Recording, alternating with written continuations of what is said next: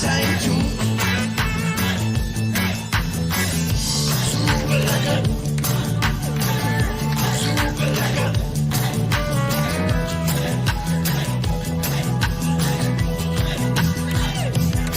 I get a radio feeling from the lava lamp sun.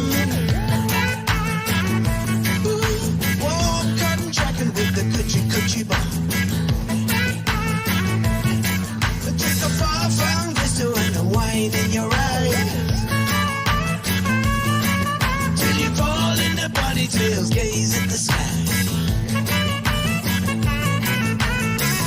Super like a summer, don't you think so? Super like a summer from the get-go. Don't forget about the resto. Jump, jump, jump until you let go. One time, two, to take your body back. One time, two, sail offshore. One time, two, to take your body back. One time, two, catch me at the encore. Stand in your tippy toes, running to the waterline. It's just the heat on your tummy and the oil for the shine. Super like a summer, don't you think so? Super like a summer from the get-go. Don't forget about the resto. Jump, jump, jump until you let go. One time, two, take your body back. One time, two, sail offshore. One time, two, take your body back. One time, meet you at the encore. Take your body back.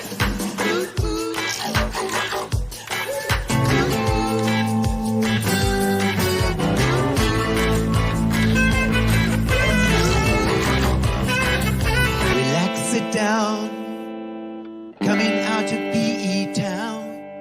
Drink, find a shot, never mind your liver, get to Gino's spot. Gino spot! Get to Gino's spot. Gino spot! Have a laugh, have a giggle, and exercise your middle, have a Gino shot. Gino shot! Get to Gino's spot. Gino spot! Get to Gino's spot. Gino spot! Have a laugh, have a giggle, and exercise your middle, get to Gino's spot. Gino spot! Ladies and gentlemen, welcome to Center Stage.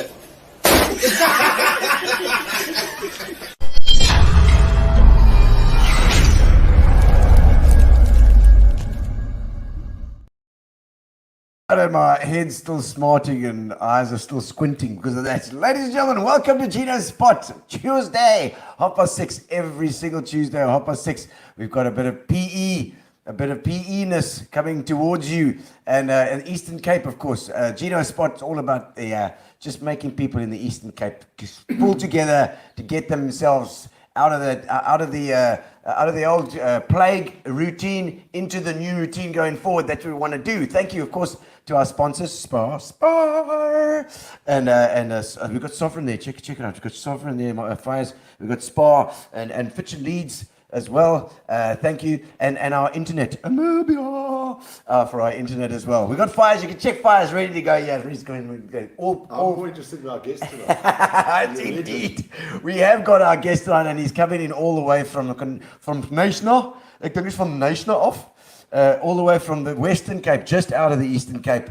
And we're not going to waste any time. We are going to bring on Dave Richardson tonight, ladies and gentlemen.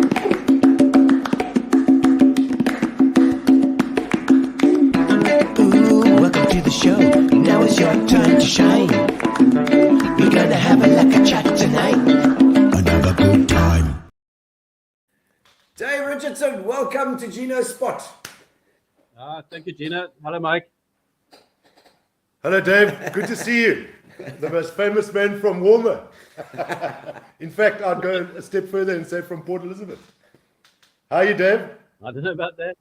Yeah, well, thank you. Well, thanks. Good to see you again. I haven't seen you for a long time. It has been a long time. I was trying to work out when last I saw you. I think it might have been on television. I think it was when you told us that you and Kenny had gone fishing at the aquarium one night. Quite often, in fact. I wouldn't put it past him. We wanted to have a fish fry. It wouldn't be the first time he's been arrested, you know, Dave. Dave, it's great to see you. Sure. How are you? No, well, thank you. Enjoying retirement. A lot less stress. I think I've unfortunately, all my hair went grey a lot many years ago. So Funny you should say that. because Yes, exactly. I was actually going to say to you that I definitely, the last time I saw you, you didn't have that much grey hair. I know that. Sure, no, but it's been a long time coming. And you know, Dave, we were actually just we're in Thomas Road, yeah, and I think I could probably throw a stone to the house where you grew up. Is that right, in 6th Avenue? Yes, the corner of 6th Avenue and River Road. The traffic lights there now. When we first moved in, I think it was a stop street, and then we used to have They eventually put a traffic light in. It solved a lot of the problems. Yeah, I'm sure. A couple of crashes down there. Did you take your go-karts down Lloyd Road as well? And not quite. Not as bad as those guys in 5 Ways in Cape Road. Those university students, Dickie Elliott and there was a chap, David Lewis, I think it was. He was a South African paraplegic athlete. So he had a whole lot of wheelchairs in the house, for everyday use for his athletics, etc. And they used to have, on Sunday afternoons, they used to have races down Cape Road. And apparently when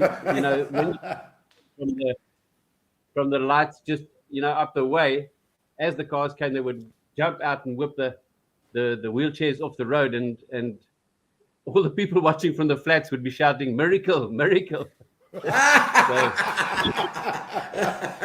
So I'm glad to see you haven't lost your sense of humor. Well, just seeing you and just thinking back to those times, those kind of stories emerge, those memories emerge. And in fact, if I'm not mistaken, that house that Dave's referring to is where the Kentucky Fried Chicken is now, is it not? No, I think 6th so, Avenue. yeah. No, in Cape Road. Oh, It's where Cape Road. Kentucky is. Oh, right. I went to that house one night. There was a party there. All fall down party. Back in about the late 70s, I think. It was about the late 70s, Dave? Yes, probably that was when UPE had just sort of started to take off as a university. Yes.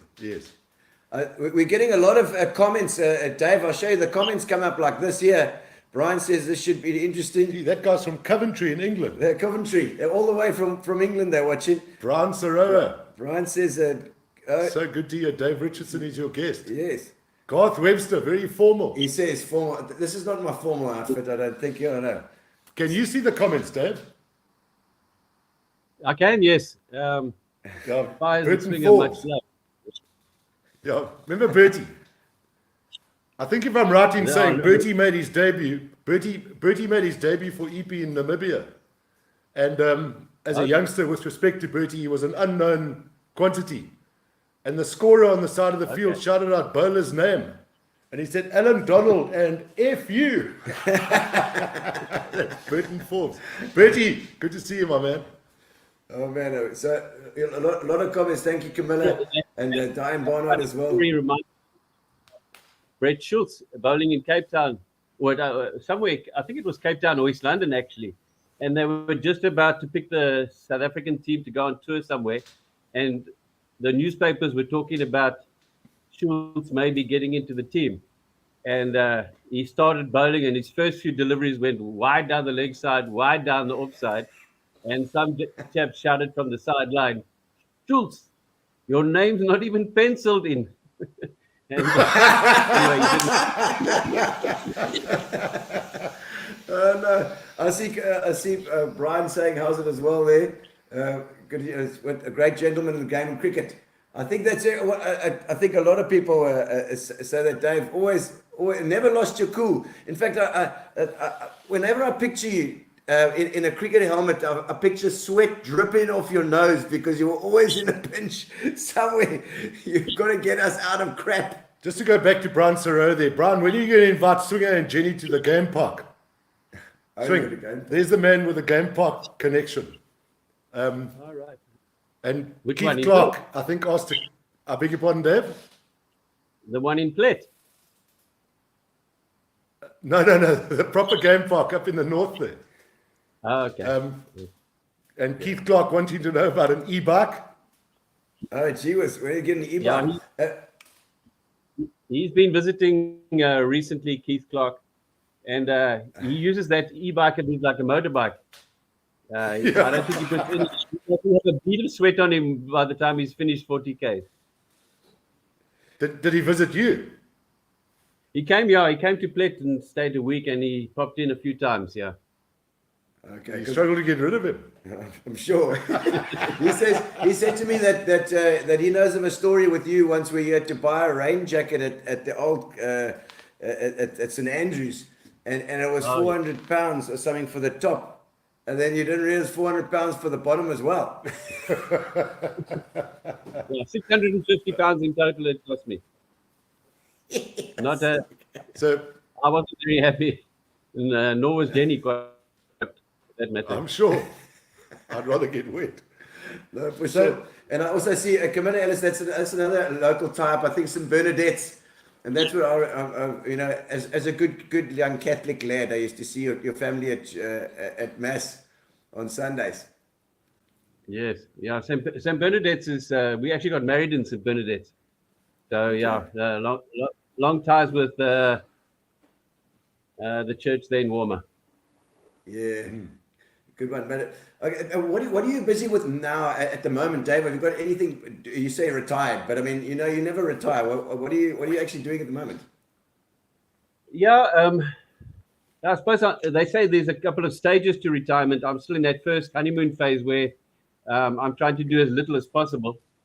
Oh.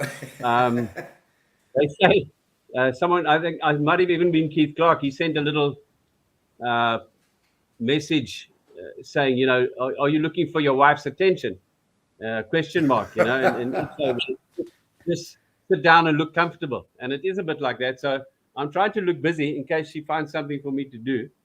But yeah, I'm playing quite a bit of golf, tennis, been doing cycling, so staying active as much as possible. But also I've started bird watching and Lovely. doing the things that you mentioned apparently when you retire.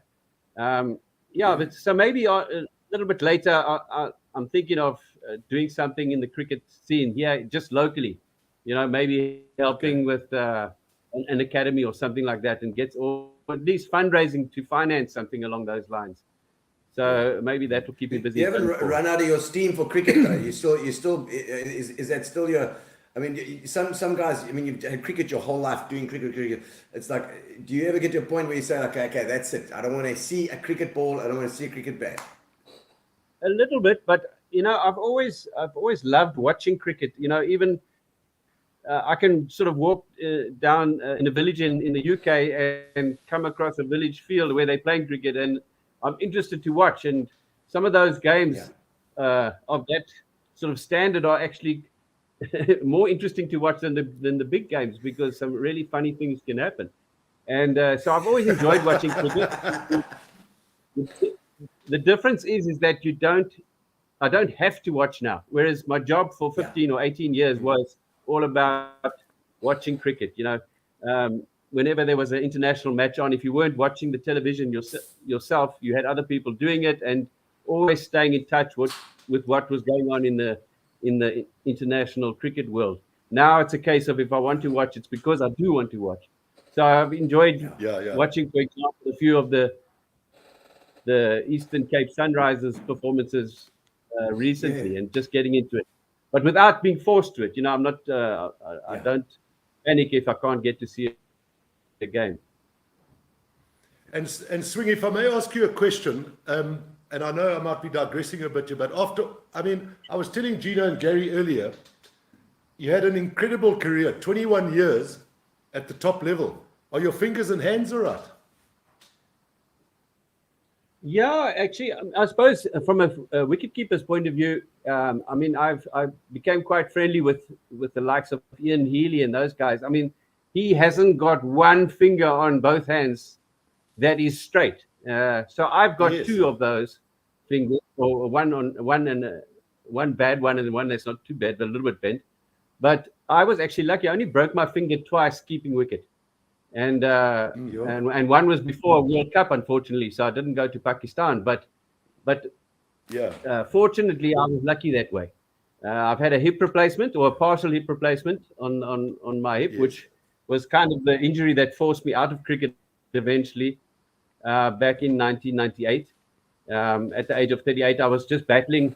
It wasn't fun anymore having to take and survive on Voltarens to keep you going in the field. So apart from that, I was very lucky with injuries. Yes. And, you know, the reason I ask you the question, I mean, I know guys who probably took 10 catches in their whole career, and they've got arthritis and they've got sore hands and broken fingers. And I often wonder about how, I mean, you had a career of 21 years at the top level. And I know when we played, certainly when I bowled, not too much went past the bat. So I didn't put him under any pressure. But I mean, keeping to guys like Alan Donald, I mean, that must have put massive pressure on your hands. And I mean, now you play a lot of golf, I believe, and no pain whatsoever. No, touch wood, I don't battle that way at all. So, I mean, I suppose I'm just lucky that I'm not someone to suffer from arthritis. Yes. Initially, when I first started feeling the pain in my hip, I thought it was arthritis, and I got lots of tips from people sending in, messages saying I must try these kind of for arthritis. But actually, it turned out it wasn't arthritis. Well, not in that sense anyway. It was just a worn-out hip.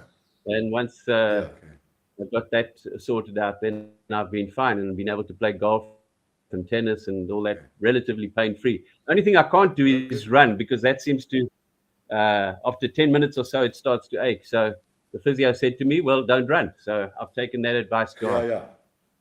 I think we ran enough when Kepler arrived. That's what I keep telling my family when they say go for a run. I said, no, I can't run anymore after all that running we did with Kepler. But I wanted to ask you now, you touched on something. Were you 38 when you retired from Test cricket? Yes. So, and probably, I was looking back, I was incredibly fortunate because, my career, that 21 years you talk about, spanned basically the amateur era. When I first started playing, people were very much amateurs. I think we had one or two who might have gone overseas and played professionally in the off season. But the rest of us were either working or students, and we used to practice in the evenings. And go away on weekends. And most people, if they were working, had to take leave when they were away for the Thursday to the Monday.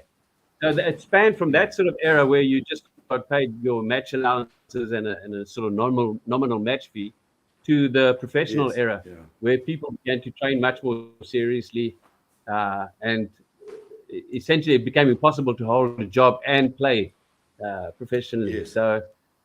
Fortunate that I've played over that era and seen all the changes that have happened. And the game, I mean, it's the game today now, when you look back at some of the footage from the 21 years ago, it's changed incredibly. Probably mostly due to the introduction of T20, etc. Yeah. So let me understand, when you say the game's changed, because, and I'll tell you why I ask you the question.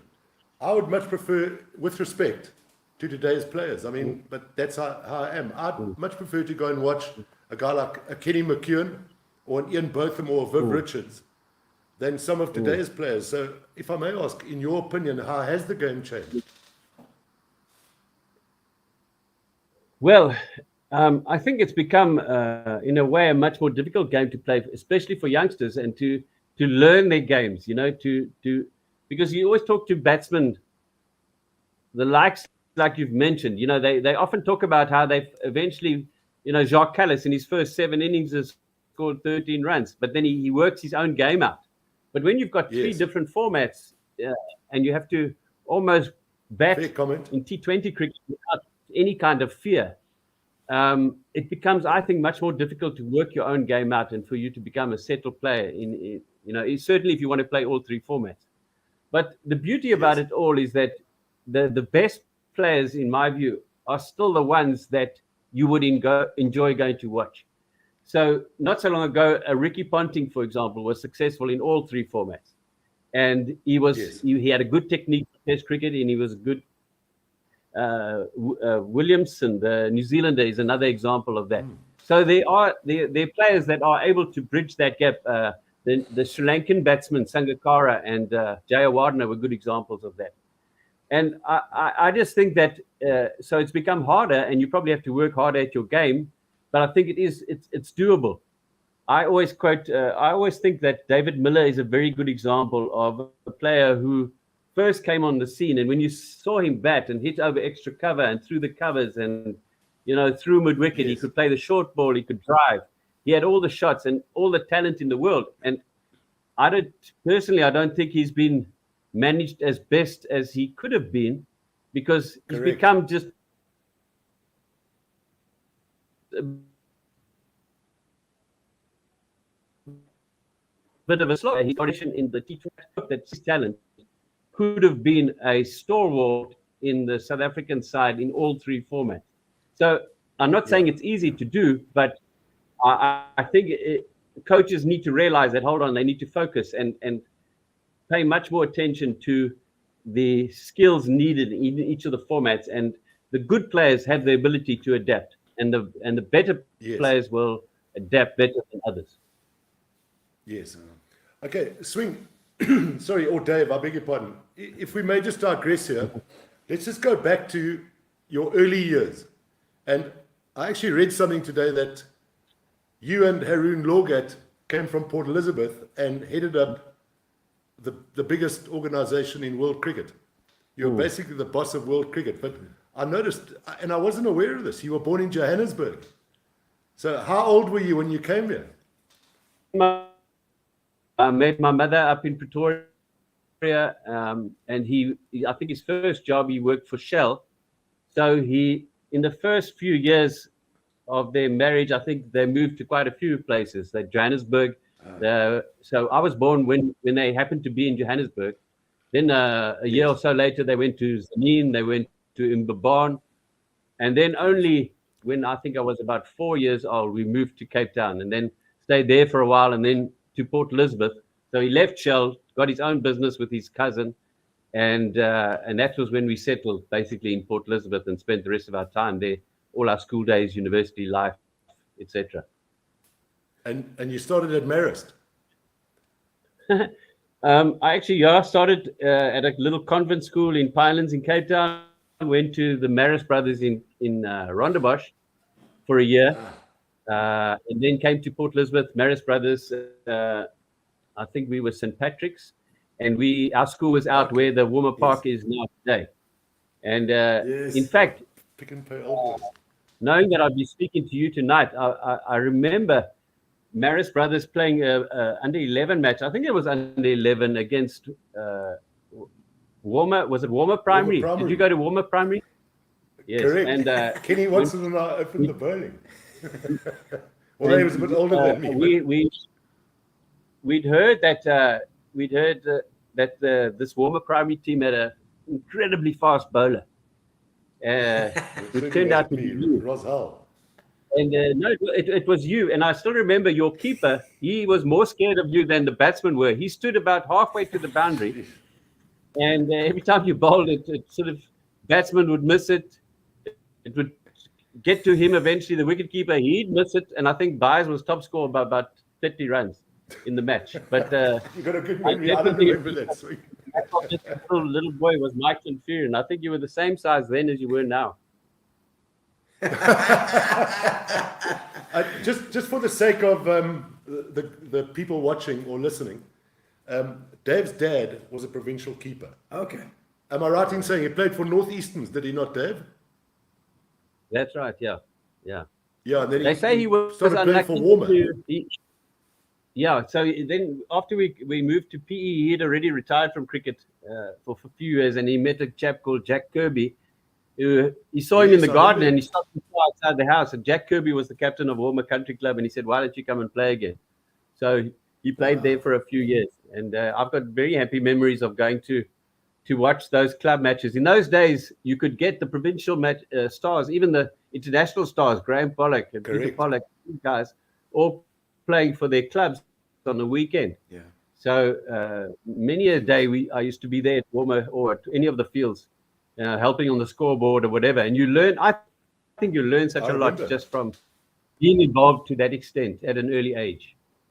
I remember your dad well. He always wore a floppy hat and he had red gloves at Walmer. And in fact, cut me up one day because, like you, I think we both started at Walmer. We started our club cricket there, Swing, or Dave. I don't want to call him. You can call him Swing, I'm sure. I'm so used to calling him Swing. I started at Union Cricket Club. Did you not play any games for Walmer? No, I didn't actually. So Johnny Ferrand was one of my old man's mates, and when I first finished school, I only finished school. I was only 17, so I went to UPE, and there seemed to be thousands of cricketers there, and so Johnny Ferrand said, "No, come and join a Union Cricket Club." There are a couple of youngsters who are very keen on their cricket, very keen. It was Neil Thompson, Colin Broadley, Yes. Terry Reid, Mike King, those kind of guys who were keen on their cricket and keen on a lot of other things. But it was Funny you should say that. it was a great sort of club to be involved with as a young guy. And I played there for a year before I went to the university. The one game I remember we were playing at home and Terry and Colin, them were nervous that they wouldn't pitch up in time for the match the next day, so they decided to sleep in the change room after. Often the case. So they were there on time when the umpires went out. You strike me as the calm and collected one in the team. Were The you, together one. were you the one that stopped all the Oaks from mooring each other? You know what I mean? Not really. I mean, generally, luckily, most teams we played in seemed to have there was very few arguments or fisticuffs. In fact, if people say, do you miss cricket? I miss occasionally the competitiveness of the matches, and so that's missing in your life. That need to be competitive and play, league matches or whatever it is. But then mostly you miss the camaraderie, and that doesn't change whether you're playing club cricket or international cricket. It's the same. You enjoy the tour, enjoy the drinks afterwards in the change rooms, the going out to restaurants, and just the friendships that you make in a cricket team are as good as any. And people often talk about in a similar fashion about their time when they did their national service, how they made good friends in that time. And there were hard times, challenging times sometimes, but you became close and good friends. And cricket was like that for me. So I've got really good and fond memories of all parts of my career, from that early days at Union to my university days, and right through for South Africa. I must say, if I may, Dave, what I remember about you, and I remember it quite vividly, you loved to laugh, although you were a serious guy. But when something tickled your fancy, you used to sit opposite me in the corner in the change room, and you used to have a good laugh. But I wanted to ask you now, on a more serious note. So you started out as a wicket keeper. Yeah, I suppose, and I can't remember making a conscious decision that I must be a keeper. But I suppose, going to school, the coach would say, your dad was a keeper, so, you must be a keeper. And Right. So there were times, certainly early in my career, where I loved bowling. So I'd always be bowling in the nets, and occasionally would take the gloves off. And I would have loved to have been a batting or a bowling all-rounder, maybe, in another life. But, keeping was something I did from the age of 10 years old. And probably it was the best thing that otherwise I probably wouldn't have got as far as I had if I'd taken up bowling. Do you remember one day sneaking a little hat trick at Union? You got a hat trick. I do. Do you remember? Yeah. So for the Sunday matches, matches, you got a hat trick. Yeah, that's right. Yeah, but then I lost my pace, Mike. So just another thing, and we touched on this when we spoke earlier in the week. For the guys out there who don't know this, and this is something that's always sort of stuck in the back of my mind here, the fact that Did you go to 2 or 3 Nuffield trials, Dave? I actually went to 3 final trials. And didn't make the team. But sorry. It's always boggled me that. And like Brian McMillan, who, much like Dave, ended up being a great cricketer and a magnificent cricketer. They never played Nuffield. And the irony of it, Dave, and I mean, I say it with respect to the players who were chosen ahead of you. I think they retired by the age of 20. And within 18 months of him leaving school, after 3 trials, not making the Nuffield side, he makes his first class debut and never looked back for the next 21 years. And, it just shows you how, sadly, people can sometimes get things wrong. And I think a lot of those 3 keepers chosen ahead of you probably gave up cricket by the age of 20. And, kudos to you, I mean, for sticking it out. Yeah, absolutely. Yeah, because those kind of things do have they might have a motivating impact on you. But, to be honest, I always just played cricket because I love playing cricket in a way. So, yes, I would have loved to have been selected for the EP Nuffield team. But it didn't.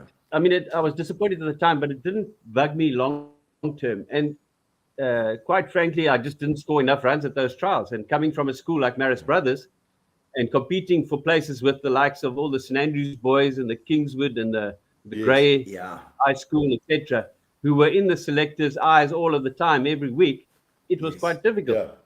Yeah. And also, Mike, you might remember that, but I mean, when I first went to the Nuffield trials, it was in Grahamstown, and they picked, in those days, they used to pick 4 teams, I think you used to play. That's right. Against each other in like 3 matches. And in the dormitory there, I mean, I think I was 14, maybe 15, but looked about 12. And that buckshot, there was a guy there, Buckshot Knudsen. I mean, these guys were like basically men walking around, Jesus. And Murray Calbro, they were the fast bowlers there. And Buckshot Knudsen said, he called me, said to me, "What are you going to do when Murray Thalrose runs into bowl?" We've lost his audio. Yeah, no good.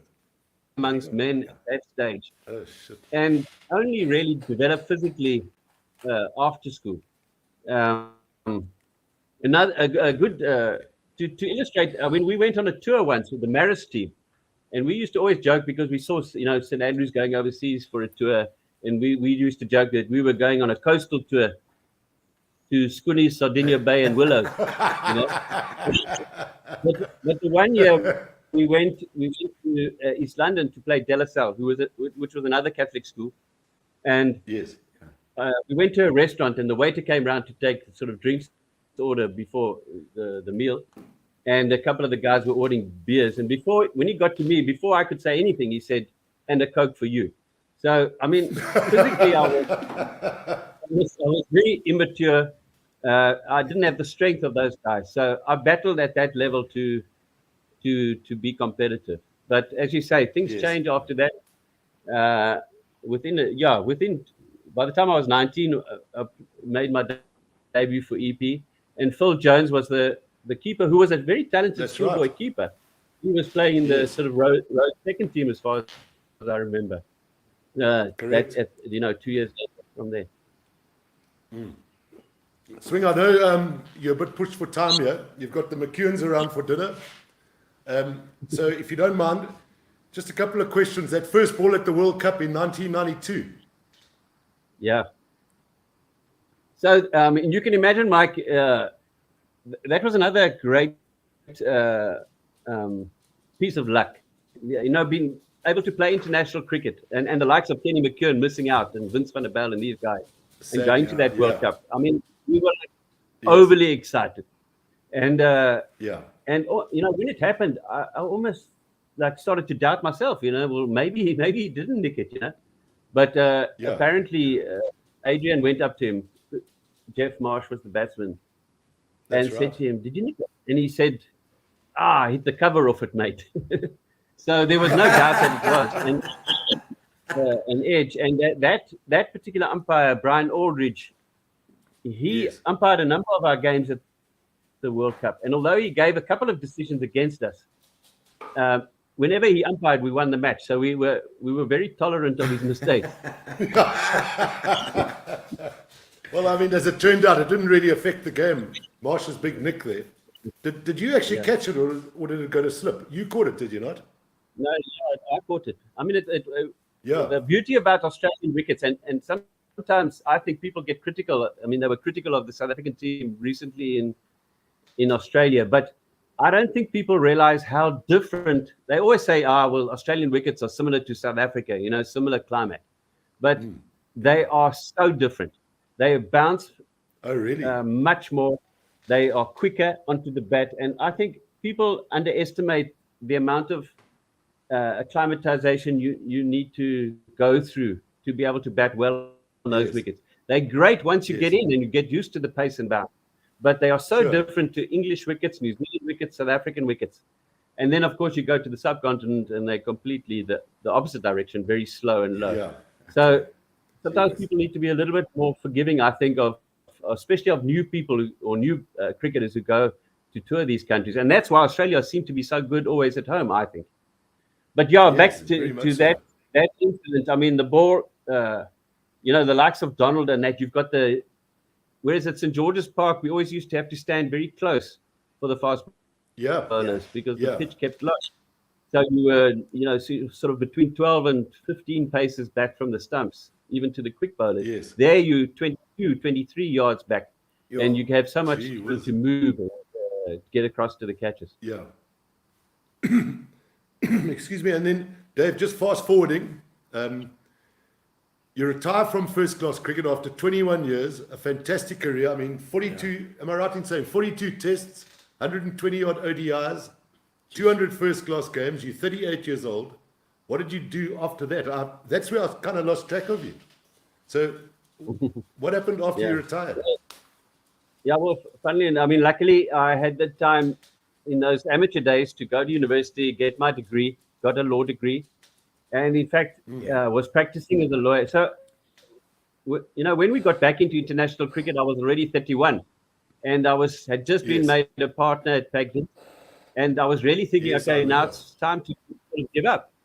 And so the fact that we got back into international cricket and I got selected to go on these tours added an extra 7 or 8 years to my career. So I was making the point. I was very lucky.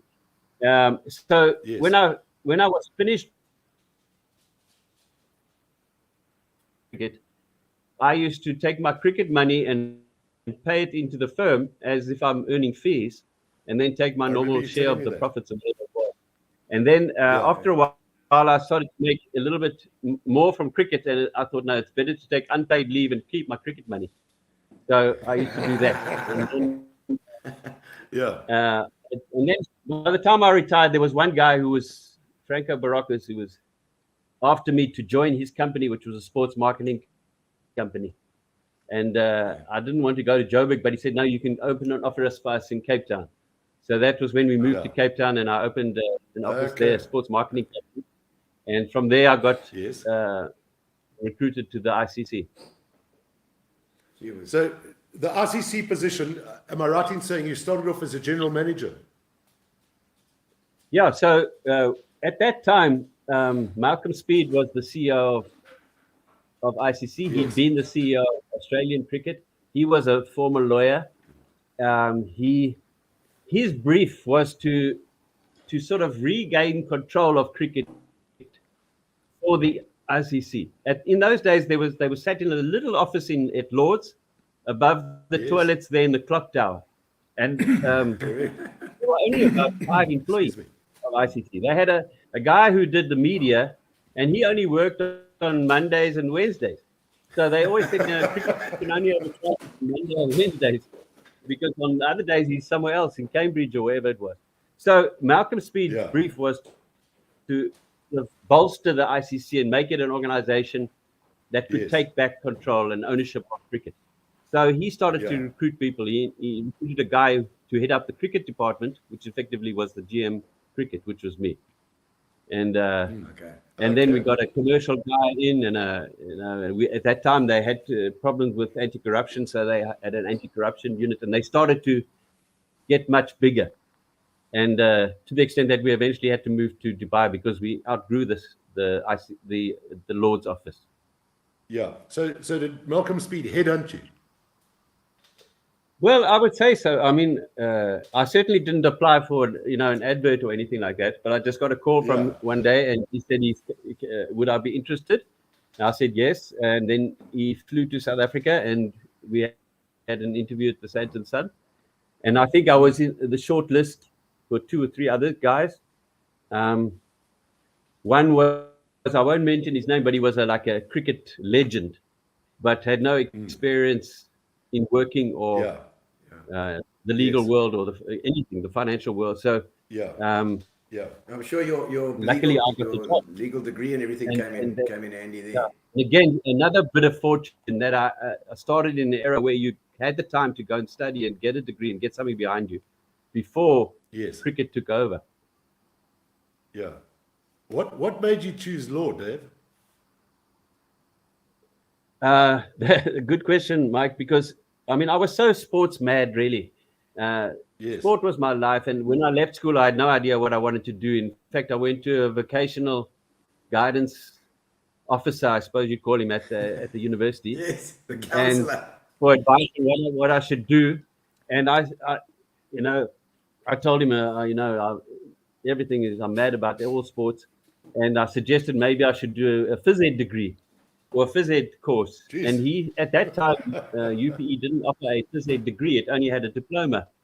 And he said, with your school marks, that would be a bit of I should rather do some sort of degree. And I had a godfather who was a lawyer in Pretoria. And I said, well, what about law? So he said, you'll be able to handle that. So I just did law without ever having a dream of being a lawyer or anything like that. But it was a great degree to have. It gave you a background. It's strange how these things happen. It's like you just decide, I think law. Sucking out your thumb. I must tell you, your best client ever in your early days, Spud Parker, sends his regards to you.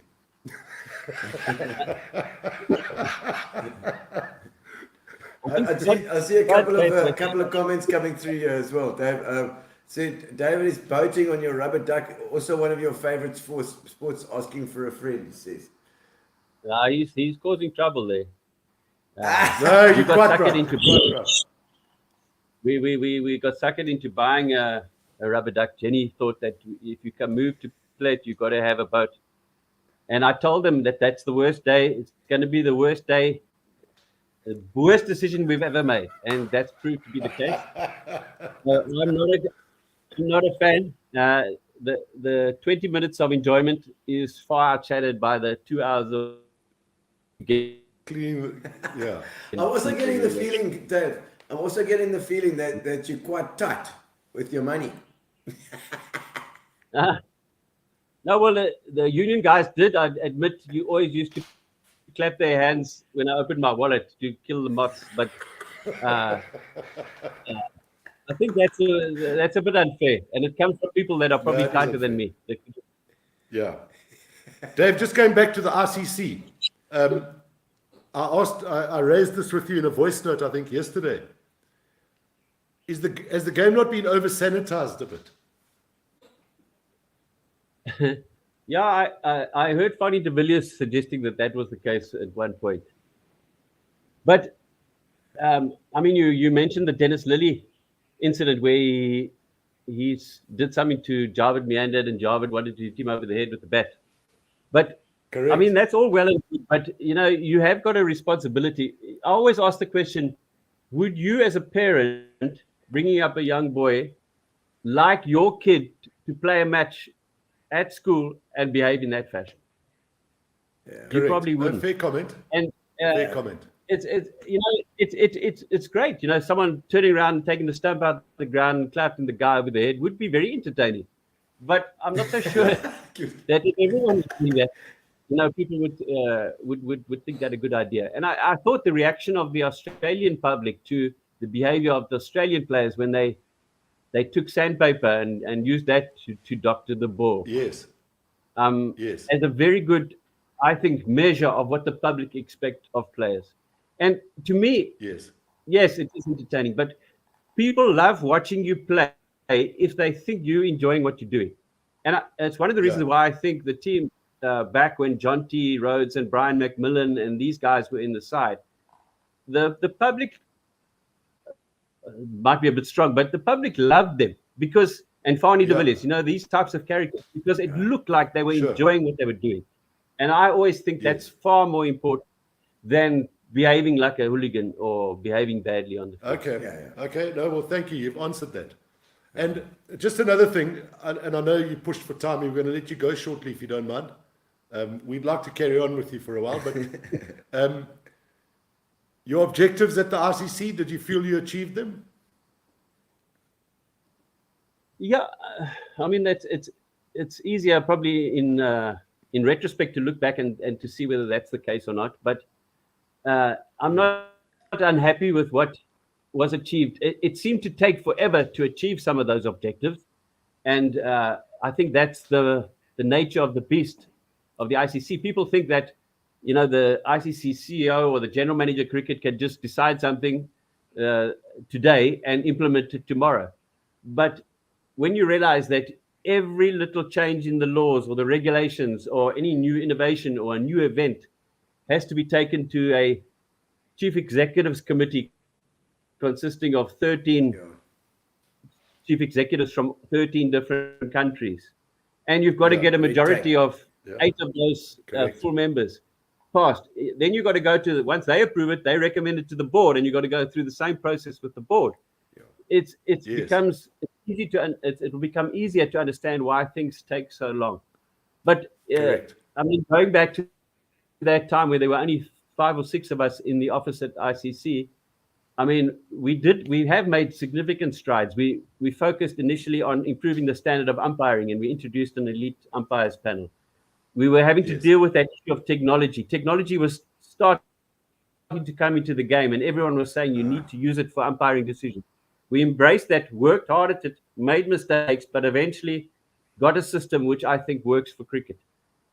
Cricket is a hell of a difficult game to officiate, and the rules are complicated. The LBW rule is complicated. So I think the kind of protocols that we have in place now have worked. We had to deal with throwing initially. There was a period there where everyone seemed to be throwing. You know, every team had a spinner that action looked dubious and a fast bowler whose action looked dubious. So we cracked down on that, and slowly but surely weeded those people out the game. Had to change the regulations first to enable us to have the power to do it, and not rely solely on poor umpires having to make a decision on the spot. So women's cricket was another example. You know, so we've made progress in so many areas, but it took 15 years, 18 years. And looking back over that long period, yes, it's easy to say, oh, well, yes, we've met those 8 or 9 major objectives and we're successful. But it did take a long time. And Dave, just very briefly, 2 more questions. And sorry, 1 more question, in fact. For those who don't know, I mentioned to you that you did a talk at Lord's, where I think Mark Nicholas was the MC. And for those of you who haven't seen it, it's on YouTube. It was a fantastic speech that, and I think they expected you to talk for a lot longer, but you cut to the chase, you got your point across. And for anybody who hasn't seen that, go out and look on YouTube. I think you did that in 2017, did you not? Or thereabouts. Yeah. But it's on YouTube, and it's a fantastic, really a great speech. Just in concluding, and I'm quite surprised Pops hasn't brought you a glass of wine there, Swing, or Dave. What were your biggest challenges? He's going to call you Swing or Dave. Of course, Swing. He's all loud. What were your biggest challenges, Dave? He's so scared that you're going to invite him in to say something that he's saying.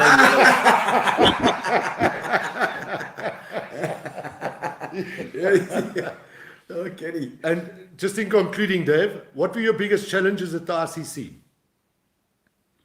Well, the biggest one was when I literally had just been appointed as the CEO and put my feet under the desk. The big 3 countries, you'll remember this, the big 3 got together, India, England, and Australia, at the time of an Ashes series in Australia, and basically convinced themselves that they are deserving of a much bigger slice of the cake. And I had to fly out there and meet with them. And basically, they just presented me with a proposal that they said, here's our proposal.